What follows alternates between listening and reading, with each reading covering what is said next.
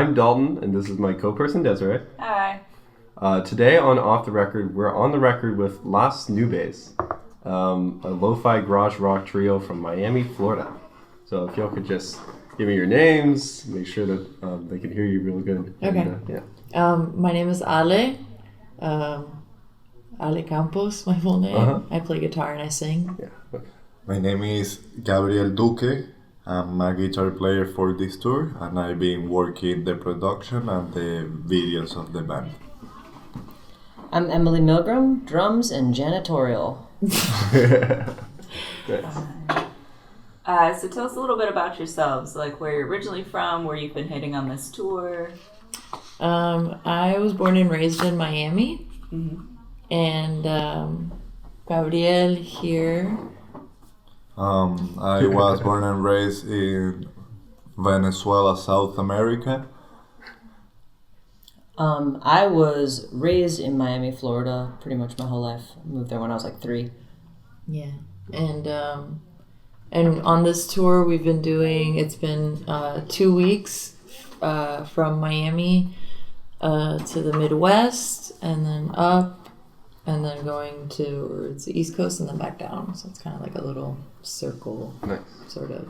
Yeah, it's the longest tour we've done so far. Yeah, that's a lot of ground to cover in like 2 weeks. Yeah. There's also another person on tour with us. Oh, yeah. Who can yeah, introduce right. themselves or do Here I anything. am. What's your name? My name's Kusi and I'm playing bass with Las Nubes.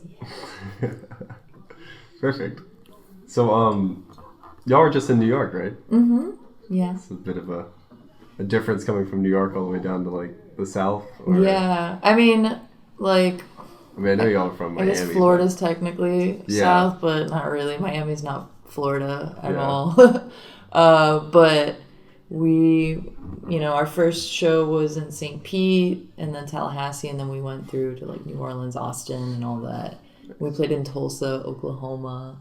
So, I mean, I don't know, everywhere, like, it's like different, but all music scenes are kind of the same in a way. Everyone that's involved in it is like pretty cool. Yeah, everyone we've met so far is like super nice. So,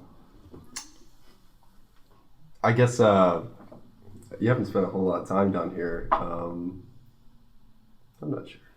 But what do you think, Desiree? Up here for them. Have you guys been to Valdosta before? I was here one time, just once, with his other band, Seta. Mm-hmm. They play here often, and I came just to like join them on tour and like hang out for a bit. And that's when I met Jeff from Machinist and Christy, and they were super like awesome people. And I was like, okay, this place is cool. Like, I went to the show that they played and it was awesome. And I was like, all right, like, I think I want to play a show here. I feel like it'd be really cool to do that. So here we are. Yeah, that's cool. So how did you guys all get together? Like, is this a normal lineup for you, or do you kind of change people? This is version 5.1 for keeping track of the lineups. Yeah, Emily and I are pretty much like core members from day one, and our original bassist had to leave because he was focusing on his other band, and our second bassist had a baby, and then like other bassists just can't go on tour for this long. Kusi taught herself how to play bass to go on this tour with us, which I think is like fucking amazing. Especially like 3 months, like that just blows my mind. And then Gabriel is playing guitar with us, which we normally play as a 3-piece, but he was available to like come with us like last minute, and we were just like, screw it, let's just do a 4-piece. I think it'd be really cool, and I like how it's kind of like rounded out the sound a lot more, and it just like gives it more weight. Mm-hmm. So, what was this? You guys are almost finished with this tour? Yep, this is our second to last show. Okay, and so was this like a tour off your debut record, or Is it just kind of like... Sort of. Are you in between recording right now a new album, or are you working on a new album? We're like working on stuff, but we just put out an album in June. We didn't really have a chance to full on like go on a tour to promote the album then, just because we're all involved in like rock camp, and then he was on tour with his other band, and Nina had a baby. There was We just run like a record store as well. there was just like a lot going on around that time, which I guess we should have like maybe thought about, but at the same time we really wanted to just put out the album already. It was like time to, but I don't know, like we decided like we have time in the fall and winter, so might as well just do it then. So I guess technically this is a promotional tour. Yeah. So you mentioned Rock Camp. I think I've seen you guys posting stuff about that. Is that the girls' Rock Camp? Yeah, or? Miami Girls Rock Camp. Okay, cool. Oh, nice. Yeah, right there. She's got a shirt on with it. Yeah. So what is that? Emily. She's one of the co-founders. I'm Okay. also gear and janitorial. Miami Girls Rock Camp is a summer camp for girls and non-binary youth in Miami, and we use music as a platform to promote self-esteem and community within the youth. Yeah, it's cool. There's rock camps all over the world. We're just one of hundreds, which is really cool, and they all sort of have very similar missions. Yeah, rock camp's awesome. So what kind of inspired you to start that? Miami didn't have one. Miami's really late on the pickup of a lot of things, which is kind of crazy because it's a huge city. So the fact that Miami didn't have one of the co-founders, Steph Taylor, she plays with us too sometimes. She got an itch. She was like, "Man, Miami doesn't have a rock camp. You want to start a rock camp?" I was like, "I probably shouldn't because I'm doing 40 other things, but yes, let's start a rock camp." So we started a rock camp. That's awesome. Yeah, and it's we just did our 5th year. Cool. Yesterday was also Give Miami Day, which is like a day that a lot of organizations like get donations, like ask for donations from like people, and it's we were like one of those organizations. So throughout the whole day that we were driving yesterday, we were pretty much like posting stories about like why you should donate to rock camp. And okay, so that's why y'all were like putting out okay. Yeah, it was a special day for them. Bonus day for nonprofits. Yeah, there you go. That's good. Were you getting a lot of donations, or just? Yeah, a lot of people were like responding to our stories. I don't like have login for the Miami Girls Rock Camp, but Emily was telling me a lot of people were like reacting to it, and they were like stoked about it. That's good. Yeah. So it's been going for 5 years. So it's like pretty well established now. Yeah, it's well established. Just kind of trying to continue growing it and keep getting better and better each year. Nice. So. This year was also the first time they did an adult version of the camp as well, so that served as a fundraiser, and a lot of women in the community and non-binary people in the community that had wanted to participate and were like, why doesn't this exist for adults? Now it does. So that's also something for people to look out for if they want to come to Miami and play and rock out for 3 days. And That's you're cool. listening to this, come look it up. Yeah, we really, you really don't get to see as many women in the rock community as you would love to see. I feel like it's grown over the years, but there's still a definite lack of women. So, I mean, do you guys try and like just join forces with other women and really? Because I mean, that's such a big thing. Yeah, almost every band that I've been in, aside from like one, I've mostly just played with like other women. Like first band I was in when I was 15, it was like all girls, 5 of us. Second band, it was like one of my best friends who had no idea what like how to play an instrument, like what a bass was. I taught her how to play bass, and I was like, let's start a power violence band, and we did. And like, then we started another band after that, and it was all girls. So it was like I always try to like collaborate and encourage other women to like play music, even if like they've never done it before. I'm just like, do it. It's awesome. Yeah. And I don't know. What about you? Yeah.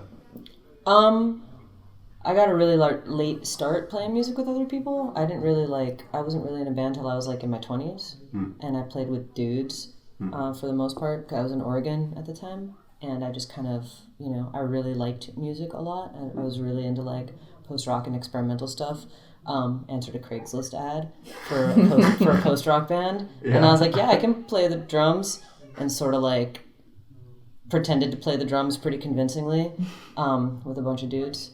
And then the rest is history, I guess. But it wasn't until I moved back here that I really played with like a lot of other women. There was like one band I was in that the bassist was favorite. Female. Huh? Was it Oh no! This was in Portland. Like that was like my only other. I loved that band. Yeah, Mascara. the would-be all-star band, but nobody ever showed up or did. So that They fell had apart 3 real vocalists. fast. There's 3 singers. Yeah. Oh my But god. they were great. They were so good. Yeah, that band. That was when I had quit playing music at that point, and someone convinced me to start again, and that was, I got in that band, and then I played in kind of like a weird like gothic gospel band after that, and then did a whole lot of nothing, and then joined this band, or actually like told Ale I was joining this band. I wasn't asked. I said I'm going to be in this band now. We were offered to. I was offered to open for Shona Knife, and I was like, I don't have a band. And Emily was just like there for that conversation. She was like, I'll yeah, had I like been in the bathroom peeing in that very moment, we might not be sitting here today. So it's a good thing I just happened to be standing there. So you were able to like throw a band together off that? Yeah, we literally It was like 3 weeks banged it or out, something. like, yeah, super quick. And my friend Johnny was like our original bassist, and I don't know. I think I didn't even think about it. I was like, Johnny, do you want to play with us? Yeah, sure. And then we practiced, and that was that. I had like all these songs written already, so I just had to send it to them and be like, here, learn it. Yeah. And you learned bass in 3 months for this? Yeah, I think at the end of August is when we were hanging out, and Emily was telling me that she's like, yeah, I'm kind of bummed because we had all these dates lined up, but I don't think we're going to be able to go because nobody can come with us and play bass. And I was like, I'll learn to play bass, go with you guys. And then 2 days later, she texted me like, were you serious about that? I was like, yes. So you'd like never touched a bass before and had no experience? She's a very accomplished musician in her own right in other genres and other instruments. Yeah, I play, and I had learned, a little guitar here and there, and I learned how to play bass on one of my other songs once, to play something acoustic. But it's just like anything else. If you don't practice that, it feels very alien. So the first week that I practiced, I like back pains and I felt super weird. And it's been really nerve wracking just to put myself in this situation. It's been it's like a little bit scary. Yeah, it's okay. Yeah. And at the beginning, it like kind of sucks to suck. So then but you get over it. You get over yourself. Right. She did not suck, by the way. Oh, but you weren't with me at my house. Practicing with your music, like crying. Yeah, that's not. You were not there for that. Okay, I think I practiced for a whole month, almost month and a half before we ever got together in person. I was just playing to the recordings, and the first couple of nights of the tour, I've still been practicing with the recordings before the shows, just to feel like prepared. Right. So yeah. I feel bad sometimes because I'm like, I feel like you're constantly, every day you're just like, God, what did I get myself into? Because it's rough, man. Yeah. Tours, like, sometimes you sleep on a floor or next to a litter box. Next to a litter box. That's apparently Mary Timony is always put next to the litter box on every tour she's ever been on. So I was just like, I hope this doesn't discourage you to, like, keep doing this. No. Because you rock, dude. Thanks, dude. No, I'm having fun. I'm having a good time. Good. So this tour has been pretty good with the sleeping arrangements. I did sleep next to a litter box one night. Well, it was like the entire room was like a litter box. It was the cat room. Oh yeah. As I was told. To which I replied, I don't have a very good sense of smell, but I did that night. Oh no. Came back to the litter room. BYOB, just bring your own bed. I brought my own bed, but put it in the litter box room. Overall, though, pretty solid. That's been good. Good. So have you always been, like, has the band always been under this name, or did you undergo like a... We used to be called Smut. Okay. Because like when I first started this project, the music that I wrote was very, very heavy and like intense, and I don't know, it just seemed fitting. And then we started like writing more of these chilled out songs, and I started noticing that there were like a million other bands called Smut.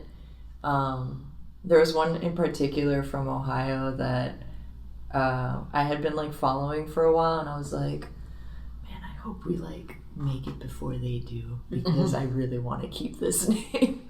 But they ended up opening for like... They went on tour with nothing. Yeah, they went on tour with nothing, and I was like, well, fuck that then. And then I was like, okay, maybe if I just change one letter, so it was Smut, but with a V instead of a U. And then Jens Lekman called us SMVT and then on that stage. happened, and then I was like, okay, no, I don't like that. So we just decided to change the name altogether. But then we didn't realize that some people don't speak Spanish, and a lot of people call us Las Nubes, and it's just heartbreaking.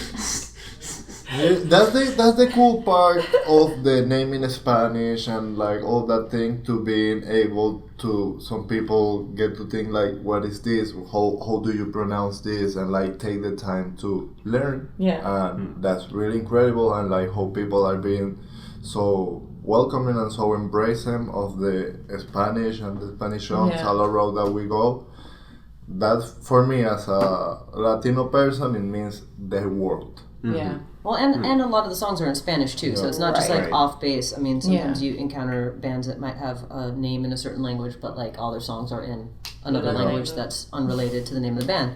So, and that's fine, but you know, it kind of made sense for us to select a new name that referenced that a lot of the songs were in Spanish as well. And just to note, on this tour, no one has f***ed up our name, surprisingly. Nice. Like, not even in like Tulsa. like, you know what I mean? Like Baltimore, everyone has said it right so far, and I'm just like... And then we'll get back to Miami, and we'll be Las Nubes again. Whatever. Really? In Miami? Yeah! You think Miami would get Right? it right? You would think, but whatever. People are, I think they're just like haters. Well, that, or there's some people who just think it's funny. Yeah. And they're just gonna like say it to be funny, and it's like, nah. Trolls. Yeah. Jerks. So, I guess I kind of want to know, like, maybe why do you write songs in two different languages? Is that part of the reason? Is it just sort of like an appreciation of the culture, or like? No, I'm Hispanic actually. My mom is Cuban. My dad's Argentinian. And I'd like never done it before, but so we picked this name because like we really loved it, and it came from Emily's partner's mother's coffee farm. Family property in Nicaragua. And it's called Las Nubes. Hacienda Las Nubes. And like, I don't know, I just really liked the name. I thought it was really fitting, and I don't know, I really liked it. It's kind of one of the first things we thought about, grabbed too. on, we kind of like... And then spent 3 months trying to come up with something else, and then like came back to it. Yeah. And I'd never written songs in Spanish before, and I was like, well, we have a Spanish name, like, let me just try. And I always felt self-conscious about it, because, I mean, I'm super fluent in the language, like, it was my first language, but I just, like, I don't know, I was just always self-conscious about it. It's like, I thought my lyrics would be really dumb and, like, childish, and so I would, like, run and buy a hymn at first, and, like, be like, does this sound stupid? And it's like, no, like, that makes sense. Or like, maybe like use this word instead. And I don't know, he's been like Gabriel's been really helpful in that. And like, you know, also with his band too, they mostly sing in Spanish, and that made me like think like, oh, okay, it's not just like a language that, you know, my parents speak, and like it's not that I was like self-loathing like Hispanic person, but it was more of like like my parents speak Spanish, like that's just like what old people do, but it's like it's not, like I don't know, like seeing a lot of younger people and people like my age doing it and making like really interesting music was just kind of like inspiring to me. Nice. So who inspired you to sort of like, what were some of those bands that maybe were using? I mean, Spanish? Gabriel inspired me a lot. His band Zeta did. You listen to a lot of There's- music in Spanish, Yeah. like actually. I mean, I guess, I don't know. There's like this band I really like from Argentina called Las Ligas Menores. Y La Bamba is also really awesome. I don't know who else do I listen to. Like, there's a lot of bands, but like really like, you know, you kind of like sparked that at first, you know. That's cool. Yeah. And so when you were Smut, that wasn't, you weren't writing any songs in Spanish at that time? No, I had a song that was. Did we do QSW when Johnny was still in the band? Yes, Yeah, we that's started the first writing one. it. But that was written in English and then translated. Yeah. Because it's better in Spanish. Yeah. And that's the other thing too. Some stuff it just like is better in one language over another for Yeah. effectiveness linguistically. It seems. In like So- what way? Like sometimes stuff sounds really cheesy in one language, Yeah. but like more like poetic or romantic in another language. Yeah. I think QSW is a good example of that. Enredados. Enredados in reverse, like that Yeah. would sound really cheesy in English. Yeah. Yeah. So. There was one song when I first like started Smut on my own that I had like the name of the song was in Spanish, but the lyrics were in English. But that was like pretty much the extent of it. Didn't start doing that until maybe like 2 years ago. So, That's cool. yeah. And so with Zeta, Zeta's come through here a few times, so played even at the DIY house.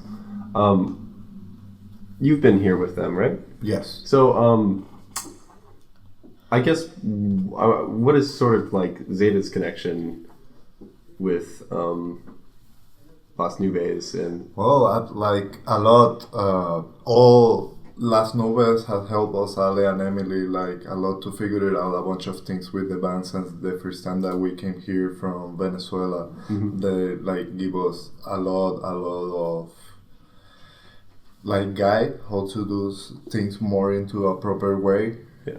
And like we have helped us together a lot. Ale sing in the last Zeta record Mochima. She have a song on it. oh, cool. Yeah, like we play shows together a lot. We have tried to figure it out about to do like projects of music together. Yeah, we are like family. Like, like there wouldn't be one without the other. I'll say in one part like what it had become now. Yeah, like most of the thing of in the beginning, what it was of writing and stuff in English, like doing after Instagram publication, I will go through Ale first to see if what I read in English had sense, and she will like help me to bring it into a way that the language is proper written, you know. Okay, so you guys kind of help out with like writing and that sort of thing. Yeah. So it's like collaboration between Zeta and Las Nubes, or is We see each other like a lot. We're friends. We're family. okay, yeah, nice. We're married. Yeah, right. Yeah. Oh, yeah. Oh, well, I didn't know that. Okay, cool. Sorry. Oh yeah, no, I do that, Sarah. Oh my god. And then I'm just out of the loop entirely. It's fine. If it's just us girl talking, I suppose I don't know. Anyway, It's okay, I just found out they were married right now. yeah, this is news to everyone in the room. Surprise! And then I think you mentioned before you guys own a record shop, run a record shop. She's co-owner. Record shop called Sweat Records in Miami. And the three of us work there, which is super fun when we want to go on tour. But yay, technology has facilitated that being a tad bit easier. Working on getting some, robots or something to take my physical body over and be there. Record store in Miami. It'll be, the store itself will be celebrating its 15th anniversary in March of 2020. I've been working there since 2011. So It'll be my 6th year about in records. January. Wait, you started in January also? January 8th, 2011. Cool. Cool. Yeah, I usually ask about people's day jobs. I'm always curious, especially when you take off on the road for a long period of time. Because, when I first started interviewing bands, I was interviewing like teenagers and stuff who really didn't have any. Right. But once you're an adult, you still have to pay your bills Right. somehow. Even when you're an adult in a really popular band, too. Yeah. That's a thing, so. Yeah. I also am a music teacher on the side. Gabriel does screen printing. Like, we all have like a million different jobs. Kusi's a like voice actress and does commercials, and she's like She works in production as well. She wears many hats. Nice. We are all Renaissance people. So is it kind of hard to like take off to do this sort of thing, or is it jobs pretty flexible? Like, It is hard. It's yeah. hard. That's a better question for I've her. been- She does all the scheduling. Yeah, I've been working from the van like the entire tour, Oh. which is actually a new thing. I before leaving migrated our entire like system to like a cloud-based thing, so I can do all of my job except physically being in the space, like remotely. So like ordering Yeah, everything okay. from ordering records, bookkeeping, scheduling, paying people, just all that stuff can do remotely now, for better or worse. Which is good, but yeah, it's still the matter of like people physically being there and doing things and having to delegate without being in the space also. So, because I'm usually like the manager role, so if I'm not physically there saying do this thing, it's like a lot of wait, what should they be doing? Okay, let me text them and have them do it, and that kind of stuff. And don't you manage a record label too? Yeah, my record label's like a little bit on hold right now, just Okay. because I need to sleep sometimes. But yeah, I started a record label in 2006 called Other Electricities, and we've released 51 things to date. But this year I only put out one thing, which was just some recordings of a friend who passed away a couple years ago, and just wanted to get some recordings of his out there because we had plans to do a proper release and we were never able to. So just put that out as sort of a pay what you want donation to charity thing. What was his name? Was that? What was his name? His name was Sean Ashworth, but the release is under Audioid, which was all these like noisy electronic experimental things he made with all like hand-built machines and stuff. That's cool. Yeah, super cool. So right now I don't have a lot of plans for putting out stuff in 2020, and like there's a couple things sort of on the back burner, but the artists who they're for in South Africa and Germany respectively are sort of like whatever, we don't care, just get around to it whenever, because I've been working with them for so long and they're doing a bunch of stuff, so it's sort of like it'll come out when it comes out, and I really like that pace. Yeah. So that stuff will happen when it happens. So you have bands internationally like that? Yeah. Put out stuff from people all over the world, and before like Facebook was even a thing, like we were like doing MySpace, like hitting up random band, like in like 2006, like, hey, random person in the English countryside, I really like this weird demo of yours I heard on a blog. Do you want to put out a record with two people you've never met? Whatever. It was a lot of that. And then just meeting people through other people. And It sounds like they said yes though. yeah, almost like pretty much everyone said yes. One band asked for like a $10,000 advance, and we were like, hey, you think we have that kind of money? That was pretty much the only thing that never worked out. Everything else sort of worked out, and no one ever made money, and everyone's happy. So it's great. I mean, hey, I according to Risa put out. Yeah, I was gonna say I definitely think a lot of people do it for passion Absolutely. over money. Yeah. So, which I'm sure you guys taking off on tour, I'm sure it's a passion project more than a 100%. money ploy. Mm-hmm. I mean, we'll gladly take your money Right. if you'd like Yeah. to give it to us. And it's some planning and stuff that you have a goal, you gonna play your cards to get to there. It's not gonna happen in 6 months, it's not gonna happen in a year, but if you do it good, you're gonna get there. Yeah.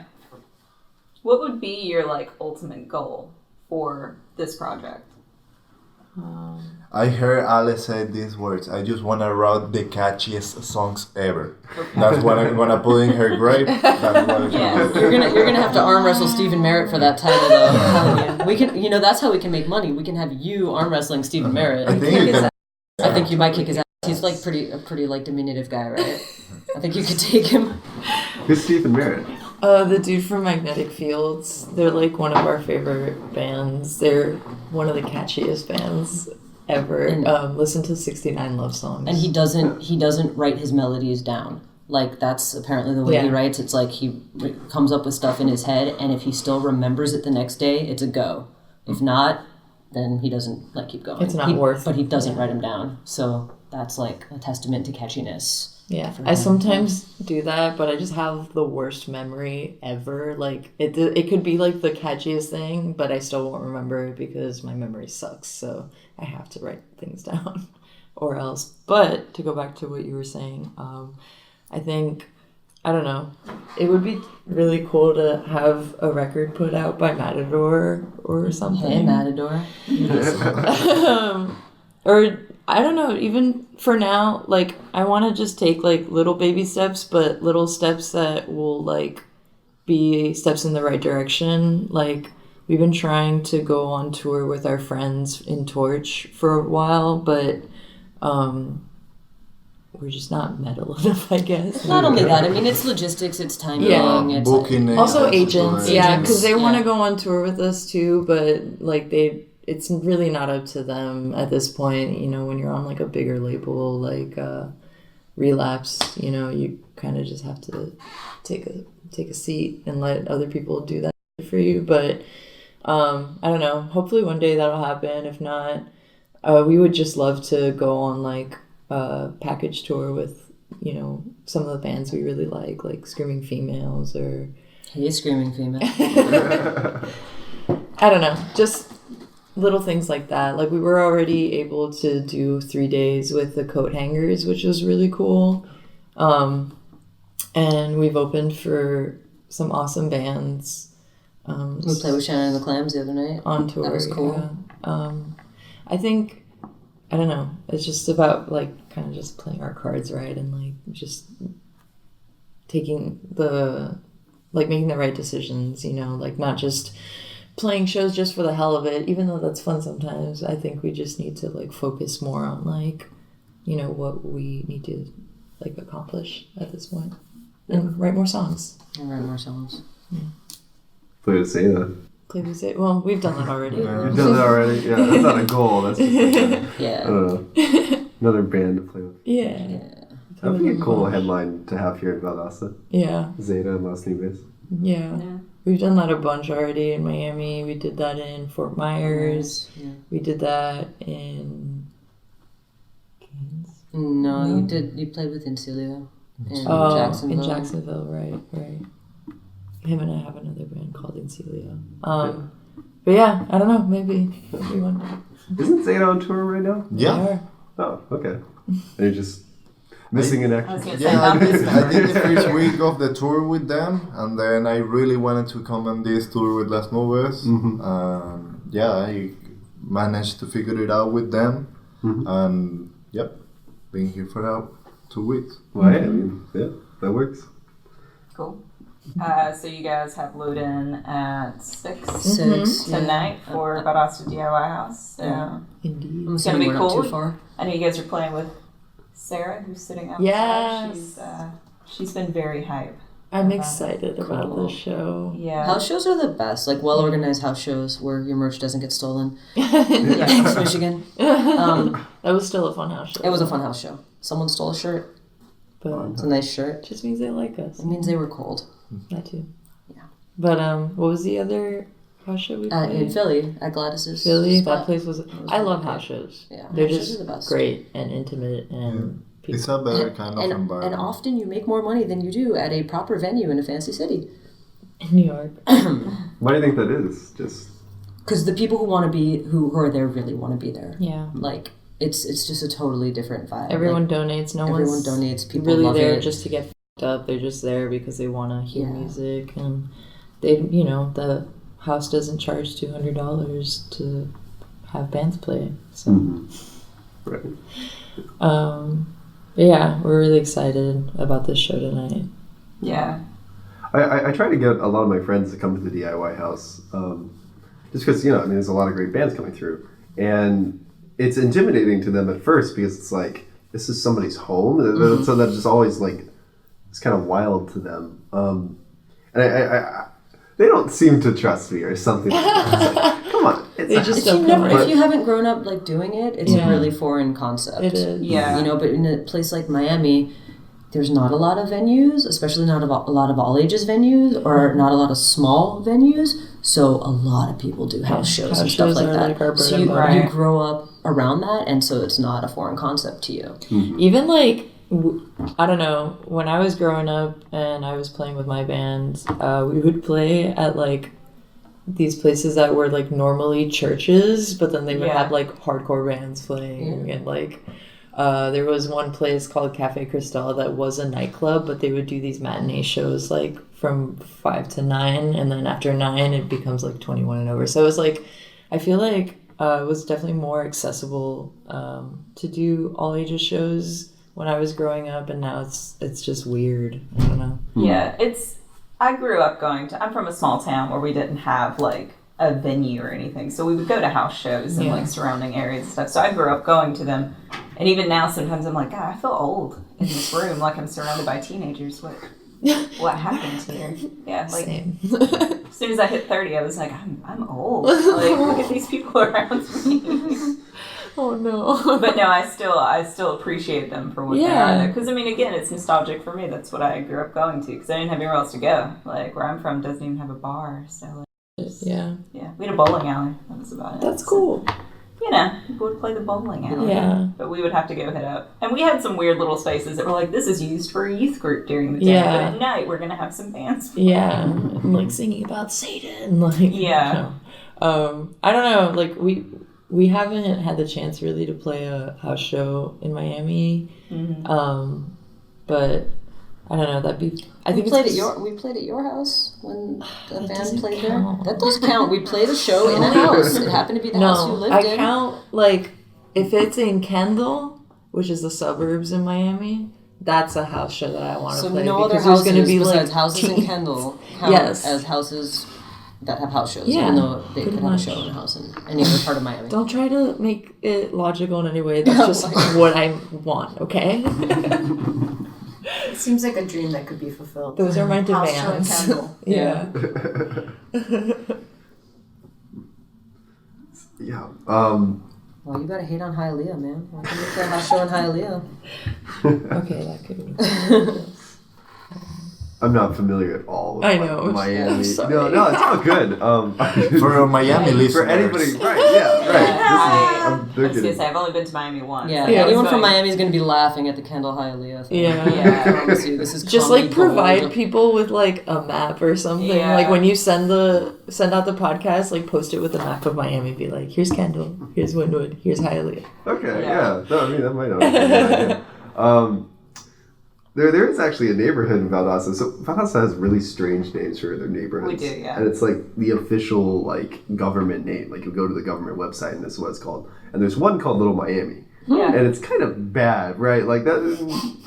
That's like a neighborhood you don't want to go to. Like, I don't know, but It's definitely very odd to Okay. have. But why yeah. would you name it that? And I then don't know. there's another one literally called, and this is like in the books called "Kill Me Quick." Yeah. what?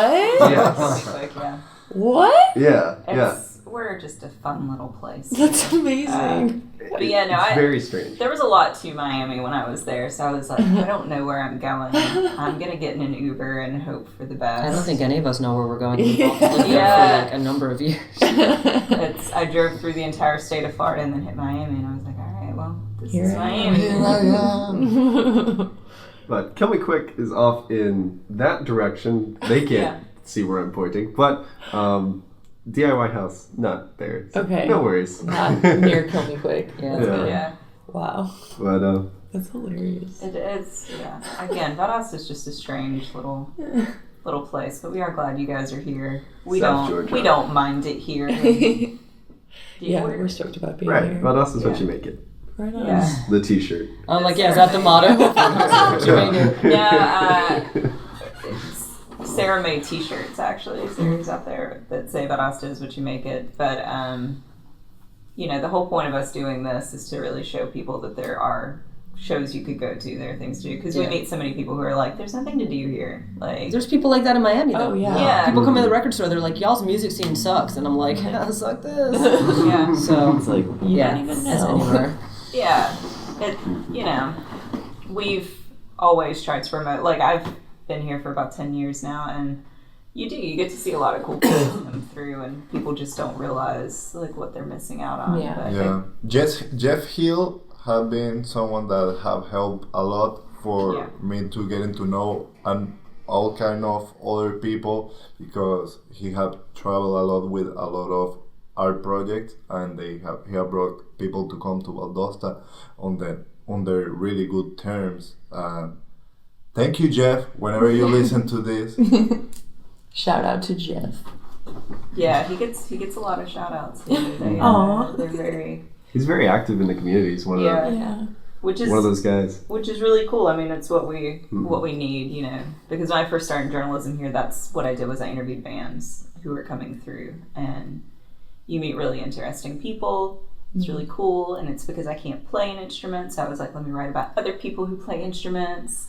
I love that. So- Like, there's so many people that I know that are like super into music, but like, God bless them, they just can't. Like, no, like, I know so many people, it's like they try, Yeah, but the coordination or like something just doesn't like make sense. But they are so amazing at doing other things like promoting or like booking or writing Yeah.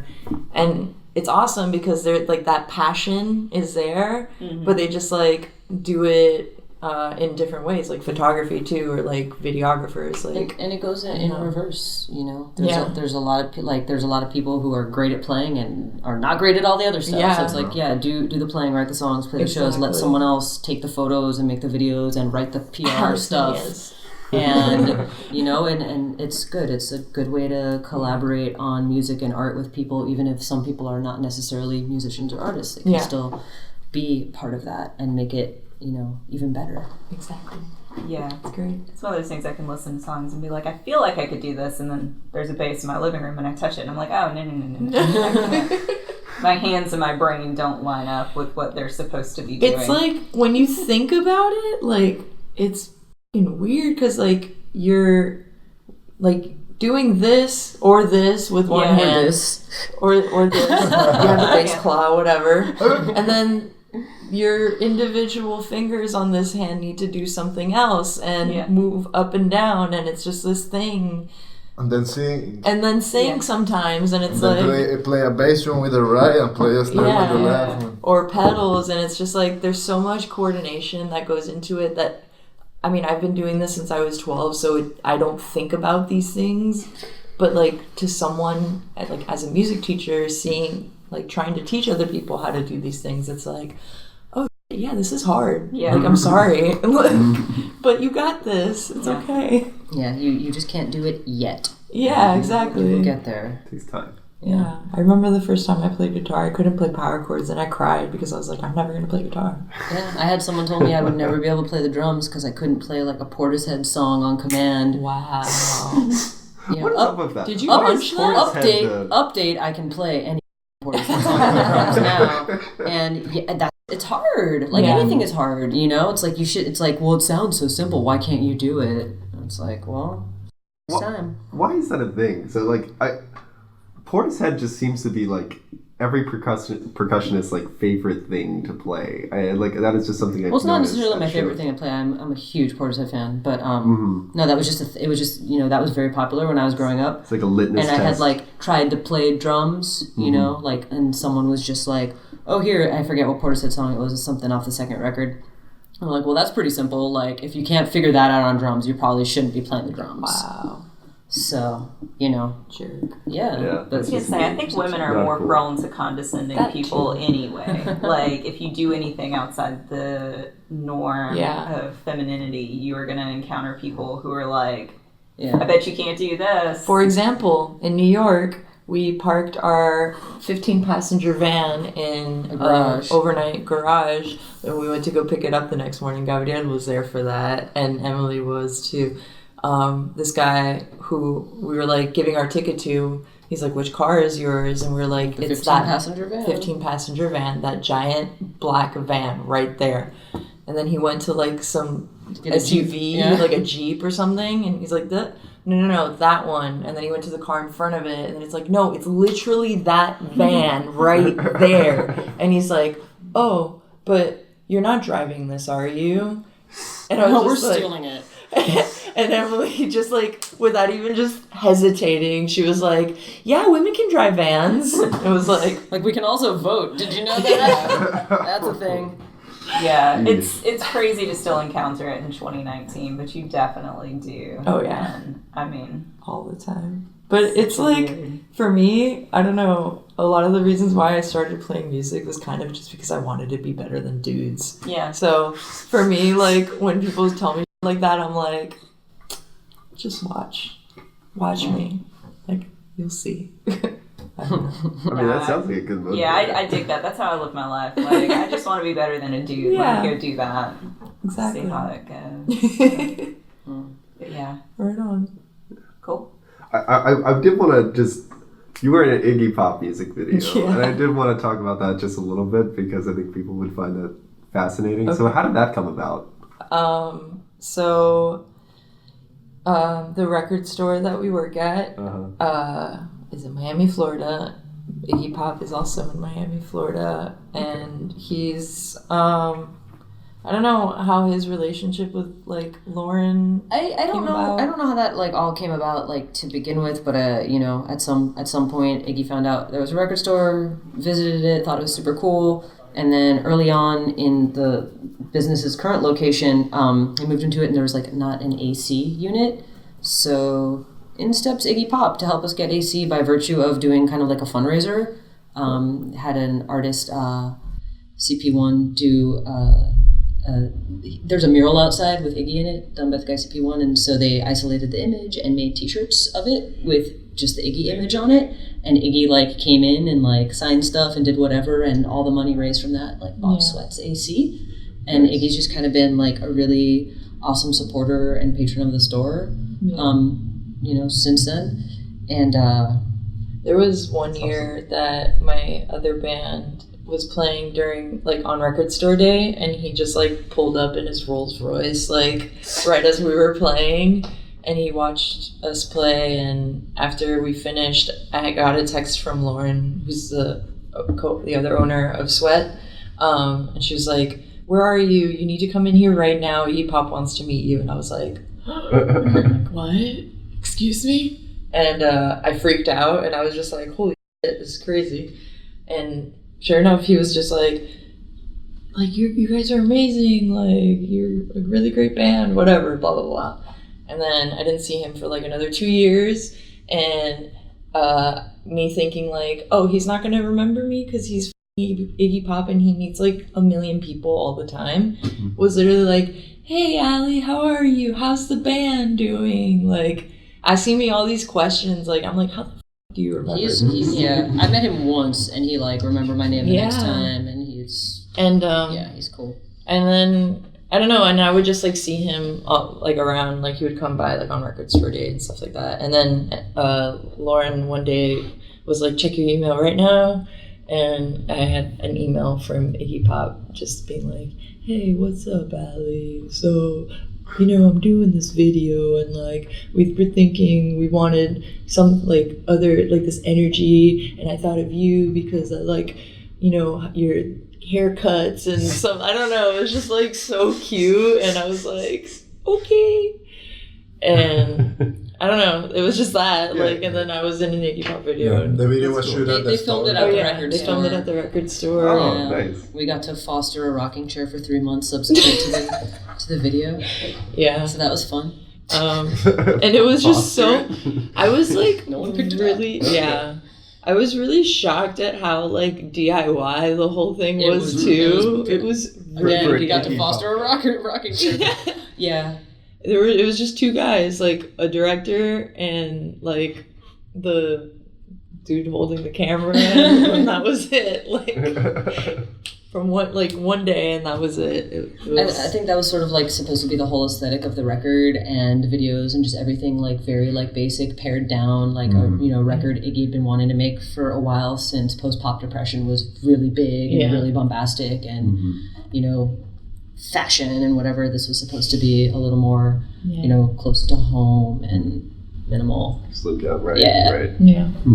That's interesting. Yeah, see, like, being in Valdosta and just in South Georgia in general, we don't really usually get a lot of big stars like that.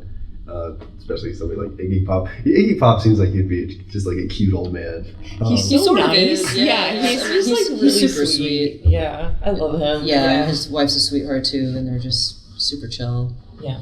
I like that he drives a Rolls Royce. But He also has a Maserati. yeah. Always rides with a top down, no shirt. I've seen Iggy with a shirt on before, like a few times. Just once. Fancier things. But yeah, he's great. He loves us. We love him. More to come. All right. Cool. Do you have anything else? You wanted to- Yeah, I mean, I'm just imagining Iggy Pop riding through Miami in his Rolls Royce, just chilling. You have a paddle. You could totally spot it. Oh, Like, I yeah. spotted it, like not even looking for Yeah. it. He has. Yeah, It's not there he is. a parrot. It's like a cockatoo. cockatoo, I thought it was a macaw. macaw I don't named know. Biggie Pop. Oh my gosh. And Biggie Okay. Pop has his own Instagram, if you must know. Oh, I It's adorable. was gonna say I really must. He really honestly, must. that's what I'm gonna look up as soon as we're done here. Yeah. But yeah, I've always been a fan of Iggy Pop, so that's definitely a really cool thing. I guess I need to go chill in Miami and just Yeah. find a drive by. A lot of people come into the store First. thinking That they're he gonna lives run into there. him or thinking that he's there all the time. And whenever someone's like, "Oh my God, is Iggy Pop in?" I'm like, he doesn't come in that much. Yeah. He like has a life and a job, and he's all over the place. He's not just like here sipping he's tea. Iggy Pop, right? Yeah, he Yeah. is Iggy Pop. Sorry, I'm like, there's a mural of him outside and another beautiful painting of him.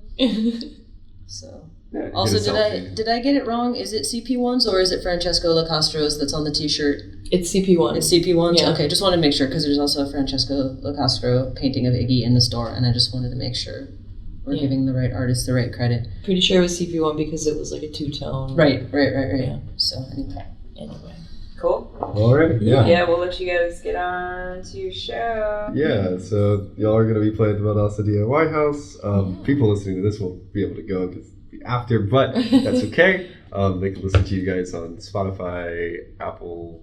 Everything. Bandcamp, Everything. everywhere. All the streamings. Yes. Yeah, All the and streams. if they're ever around, catch a show. Yeah, we'll be back. Was there anything you guys wanted to say as like final words or?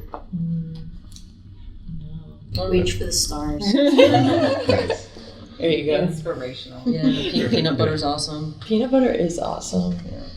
So And if any peanut butter companies would like to sponsor us, Miller Lite, Miller Taco Lite, Bell, also Taco Bell. whatever.